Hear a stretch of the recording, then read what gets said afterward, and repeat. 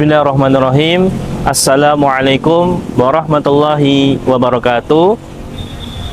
Innal hamdalillah nahmaduhu wa nasta'inuhu wa nastaghfiruh wa natubu ilaih wa na'udzu billahi min syururi anfusina wa min sayyiati a'malina.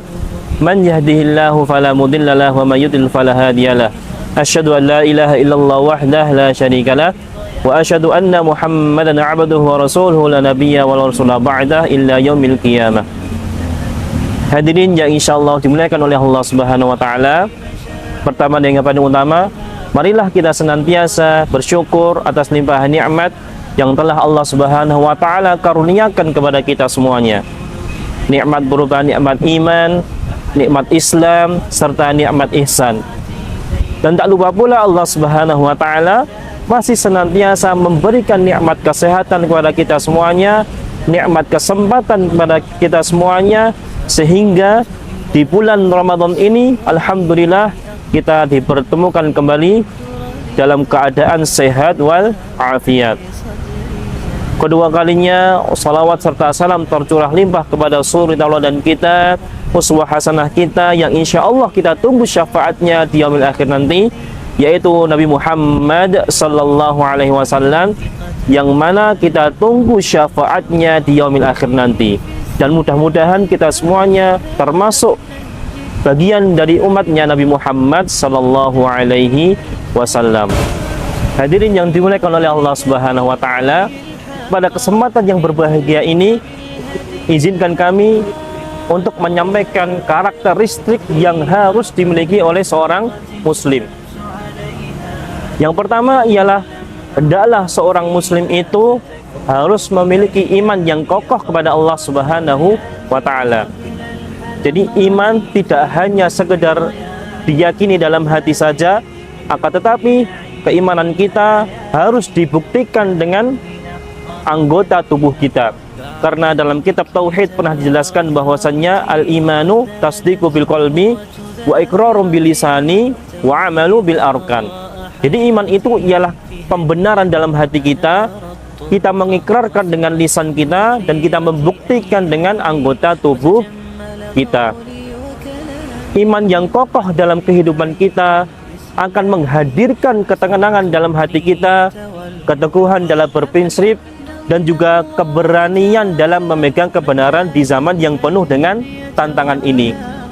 Maka Allah Subhanahu wa taala pernah berfirman dalam Quran surah An-Nisa ayat ke-136, ya ayyuhalladzina amanu aminu billahi wa rasulihi, kata Allah, wahai orang-orang yang beriman kepada Allah Subhanahu wa taala, berimanlah kalian kepada Allah Subhanahu wa taala dan juga kepada Nabi Muhammad sallallahu alaihi wasallam.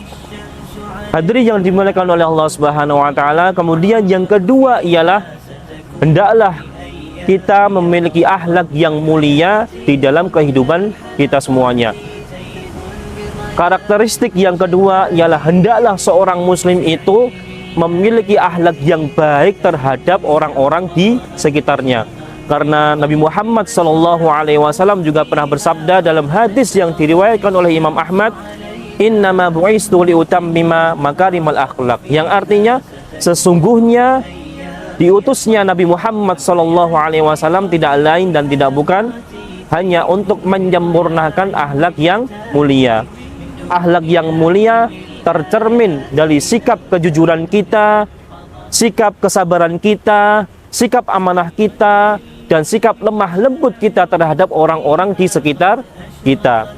Seorang muslim sejati ialah ketika orang itu berada di lingkungannya, orang-orang merasa aman dengan kehadirannya, baik dari lisannya ataupun dari perbuatannya.